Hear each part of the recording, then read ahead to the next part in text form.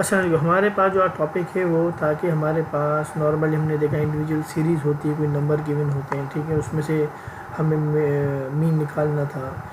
तो अब हम उसके बाद हमारे पास फ्रीक्वेंसी का टॉपिक आया, ठीक है। तो पहले हम सिर्फ नंबर थे, उसके बाद हमारे पास हमने मीन निकाल दिया सिंपल सा, मगर उसके बाद एक फ्रीक्वेंसी भी हमें ऐड करनी पड़ी। उसके बाद हमारे पास एक ग्रुप का कॉन्सेप्ट, ठीक है। तो ग्रुप का कॉन्सेप्ट हमारे पास क्या कहलाता है कि उसमें हमारे पास रेंज दी गई होती है 0, 10, 11 to 20, 21 to 30, 31 से लेके 40।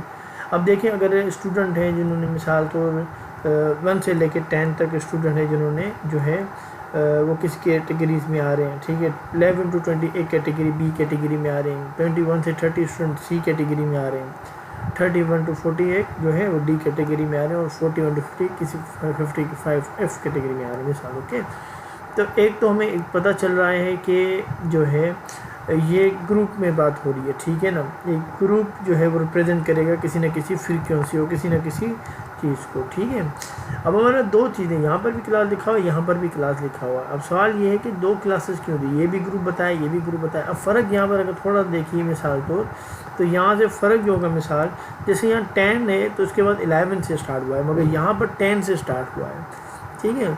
तो हमारे पास दो कैटेगरीज आती हैं, ऐसी कैटेगरी आती है जो कि कहलाती है कंटिन्यूस, एक होती है डिसकंटिन्यूस, ठीक है। ये डिसकंटिन्यूस शो कर रहा है ना, ऐसे ही ना कि डिसकंटिन्यूस शो हो रहा है यहाँ पर, और यहाँ पर कंटिन्यूटी शो हो रही है कि यहीं 10 से स्टार्ट हुआ है।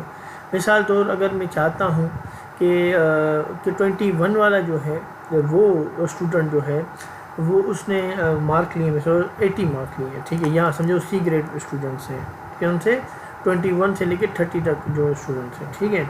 मैंने कहा जो 21 वाला स्टूडेंट है उसने लिए हैं सी मार्क्स। अब वो किस कैटेगरी में आएगा? अगर मैं डिसकंटिन्यूस वाला ग्रुप लूँगा तो 21 तो यहाँ पर इजीली मुझे यहाँ से सॉल्यूशन मिल जाएगा, मगर अगर मैंने कंटिन्यूस से उसे सॉल्व किया तो अब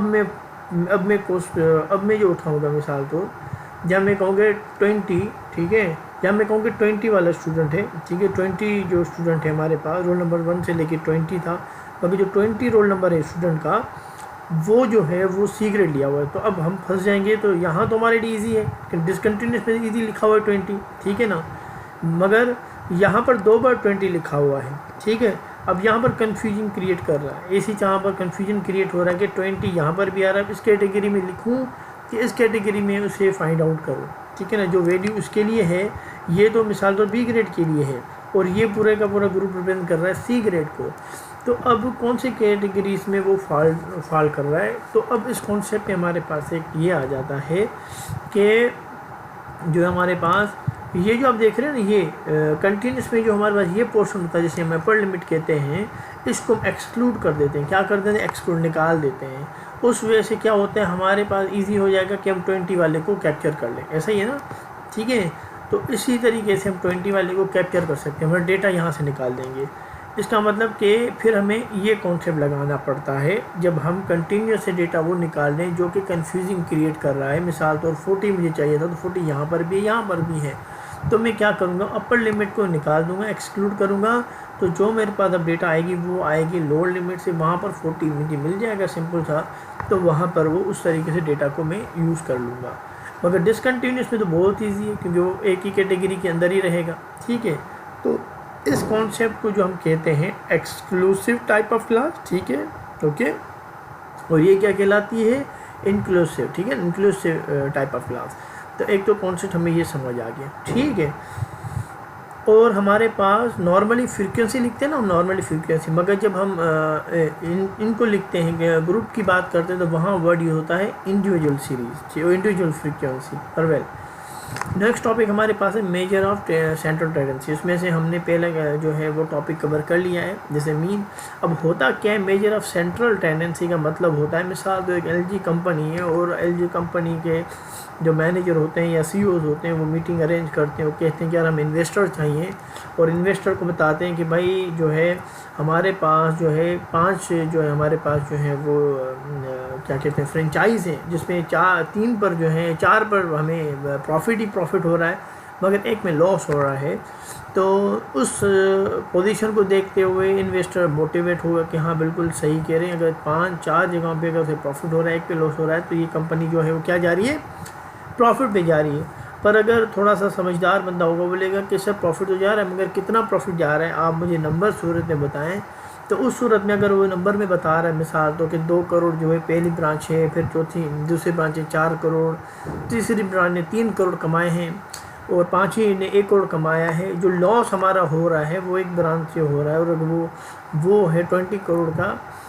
तो जब ये फिगर बताई 20 करोड़ का लॉस हो रहा है तो उस सूरत में इंसान को पता चल जाता है, उस सियाने बंदे को पता चल जाएगा कि भाई ओवरऑल तो कंपनी लॉस में है, वो असल में जो है वो बेनिफिट में है ही नहीं, तो इन्वेस्ट करना इस जगह पे फिजूल है। इसका मतलब एक वैल्यू ने आपको बता दिया इसका पूरे का पूरा सिनेरियो कि इसमें इन्वेस्ट करना चाहिए कि नहीं करना चाहिए। तो मेजर ऑफ सेंट्रल टेंडेंसी क्या करते हैं, वो सेंट्रल वैल्यू निकालता है जिससे आप एक पूरे सिस्टम का समझ जाते हैं। जैसे पाकिस्तान को रिप्रेजेंट कौन कर रहा है भाई, आपका जो है प्रेसिडेंट रिप्रेजेंट कर रहा है। इस तरह क्रिकेट टीम को जो रिप्रेजेंट करता है तो कैप्टन कोई कर रहा है, तो उसका जो है वो क्योंकि रिप्रेजेंट कर रहा है तो उससे पता चलता है टीम के बारे में, मुल्क के बारे में, प्रेसिडेंट होने। इस तरह आपके घर में फादर हैं वो जो रोल प्ले करते हैं, इस तरीके से वो सेंटर जो है वो रिप्रेजेंटेशन होती है, ठीक है।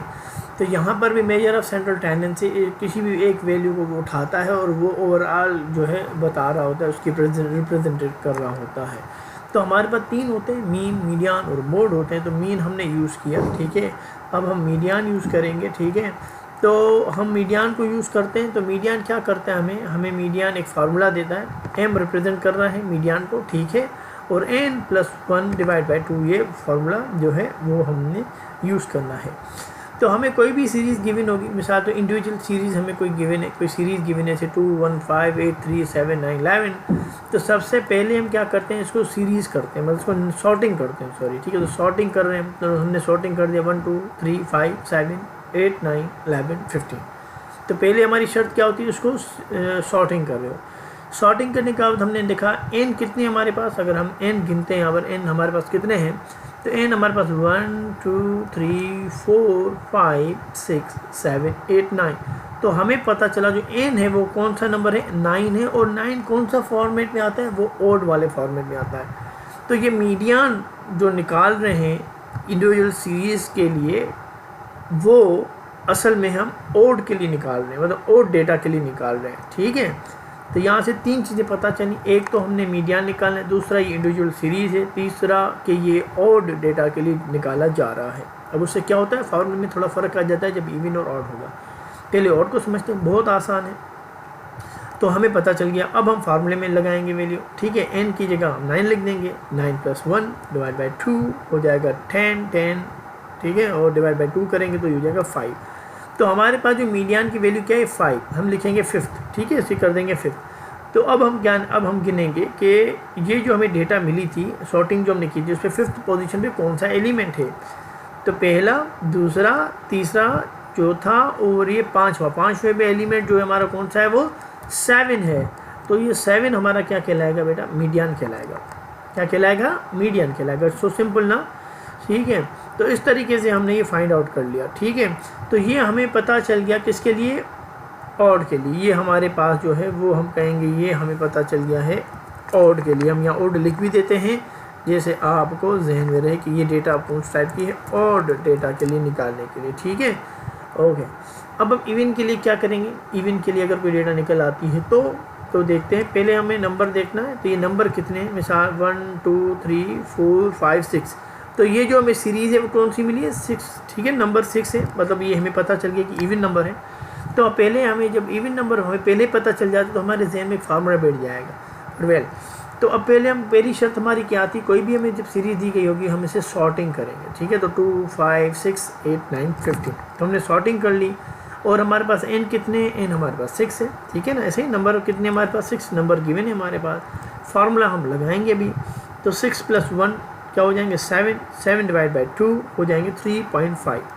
अब जब 3.5 नंबर जो है वो असल में डेसिमल नंबर आ गया है, हालांकि होल नंबर, पहले होल नंबर आते थे, अब डेसिमल में आ रहा है।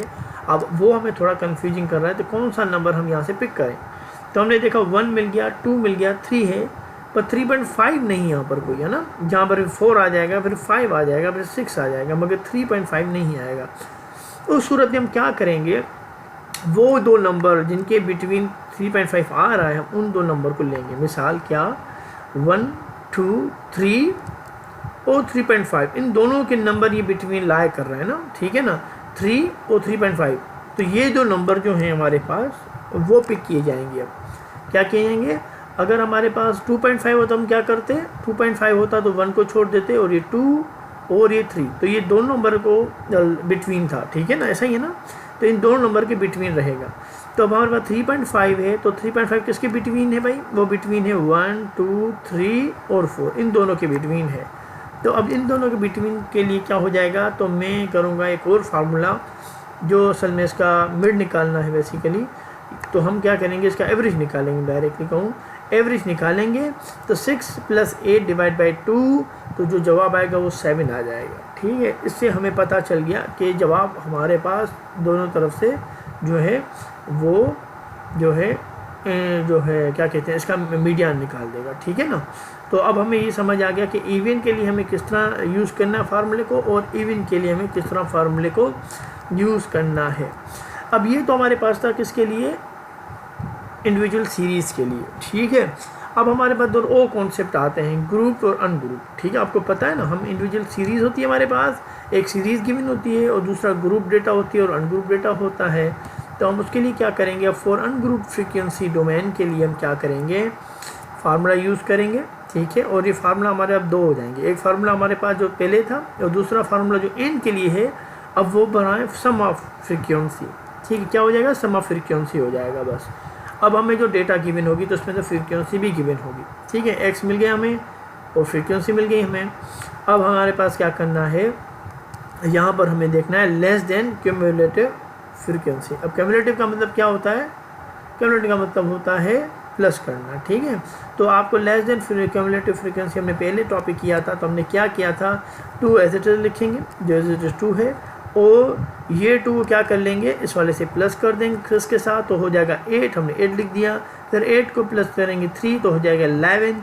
फिर 11 को करेंगे 1 के साथ प्लस, तो हो जाएगा 12। 12 को प्लस करेंगे 4 के साथ, हो जाएगा 16। तो इस तरह हमारे पास जो है LCF, ठीक है ना, वो निकल जाएगा, क्यूमुलेटिव फ्रीक्वेंसी हमारे पास आ जाएगी।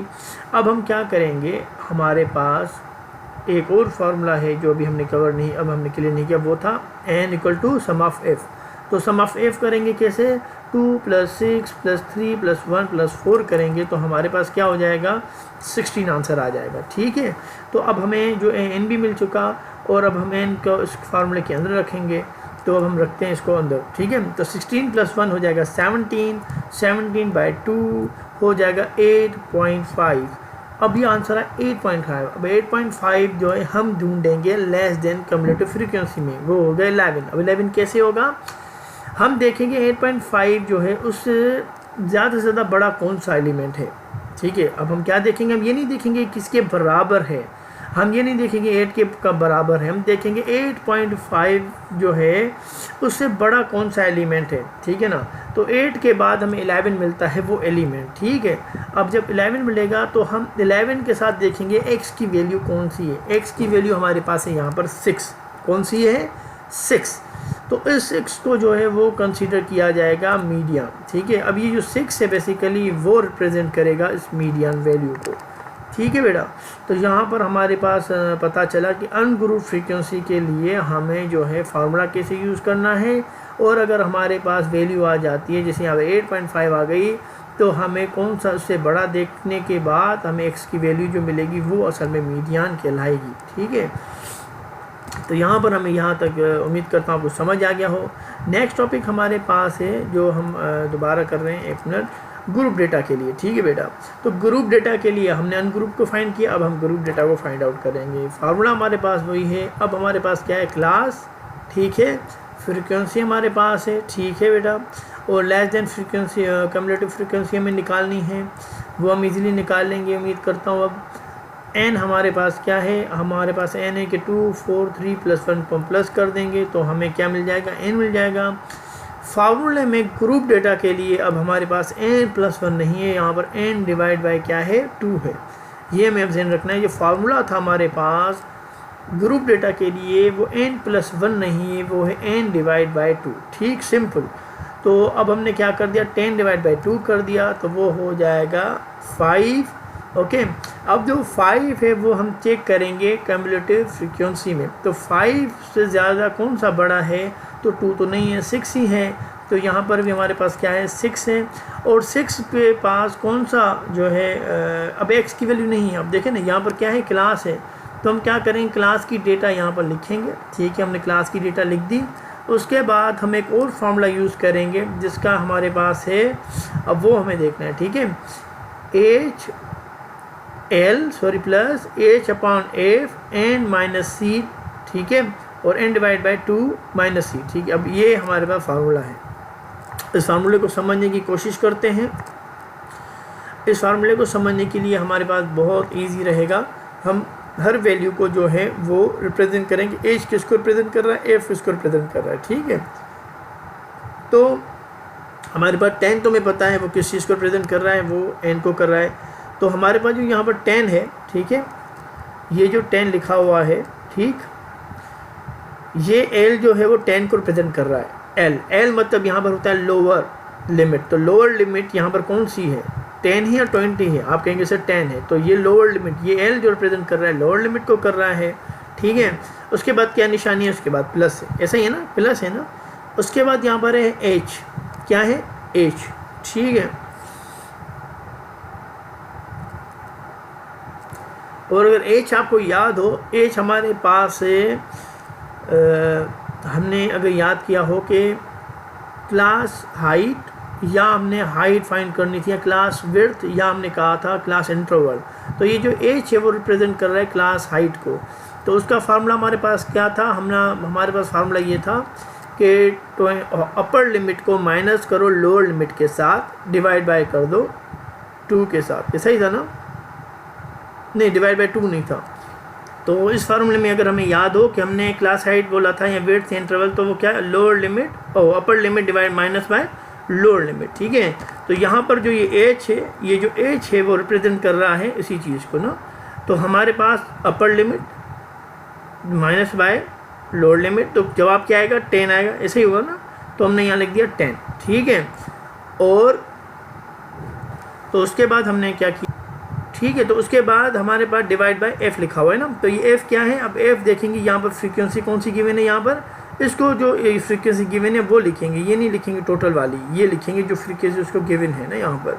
तो वो हमारे पास कितनी है, 4 है। ठीक है, ठीक है, 4 है यहाँ पर। उसके बाद फार्मूले में लिखा है एन, ठीक है, -2। ओके, तो एन हमारी क्या है, हमारे पास 5 है। ओके, और हमारे पास माइनस, और ये सी। अब यहाँ पर C2 क्यों हुआ, जब भी हमारे पास जो फ्रीक्वेंसी की जो C वैल्यू थी, मिसाल तौर हम इसे कम्युलेटिव फ्रीक्वेंसी C कहेंगे, ठीक है ना, तो C से जो अबव होती हैं वो यहाँ लिखते हैं। अब थोड़ा सा टेक्निक ये है कि जो C की वैल्यू यहाँ पर है 6 है ना बेसिकली, तो ये C की वैल्यू नहीं लिखेंगे हम, जो उसके ऊपर वैल्यू होती है उसको कंसिडर करते हैं। अब वो हो गया हमारे पास 2। ओके, अब हमारे पास सिंपल फार्मूला बन गया है। अब हम इसे करेंगे माइनस, तो ये हो जाएगा 3, ठीक है, और इसको फर्दर करेंगे, हो जाएगा 30/4, ठीक है, 7.5, और उसको प्लस कर देंगे तो हो जाएगा 17.5। ठीक है, तो ये था हमारे पास मीडियन निकालना ग्रुप डेटा के लिए। ठीक है, उम्मीद करता हूँ उसकी आप प्रैक्टिस करेंगे और आप इजीली इसको समझ जाएंगे। अपना ख्याल रखिएगा। अल्लाह हाफिज़।